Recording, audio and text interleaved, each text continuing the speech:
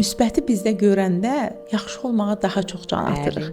Nəinki bizdəki mənfiləri görəndə. Əlbəttə ki, bəzi qüsurlu xarakterlər var. Nə edirsən et, yaxşı ola bilməyən, yaxşı baxa bilməyən insanlar da var.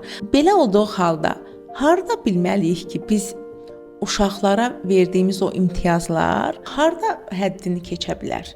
Özbaşınalıqla doğru tərbiyənin bir arası varmı, sərhəddi varmı? Özbaşınalıq nədir? Yəni biz əgər uşağımıza, bax məsəl üçün biz valideyni artıq yetkin yaşdayıq, 6 yaşında və yaxud 5 yaşındakı övladımızın yaşını 5 qat, 6 qat yaşamışıq. Yəni məsəl üçün 30 yaşındayıqsa, 25 yaşındayıqsa, biz artıq doğruları və yanlışları düzgün qiymətləndirə biliriksə. Bu haqqda çox əmin deyiləm, çünki hamı düzgün qiymətləndirə bilmir.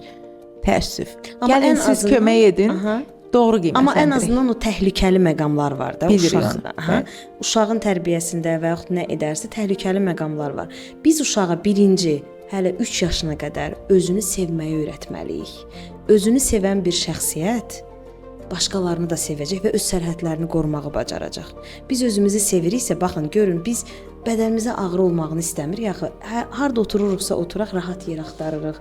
Necə deyim, gəzdiyimiz yerdə ilişməmək üçün, yıxılmamaq üçün yerlər axtarırıq. Bu nədir? Bizim özümüzü qorumağımız və sərhədlərimizdir əslində. Yəni mən yıxılmayım, ağrı çəkməyim. Bunu bacaran uşaq gələcəkdə həqiqətən parlaq şəxsiyyət olacaq.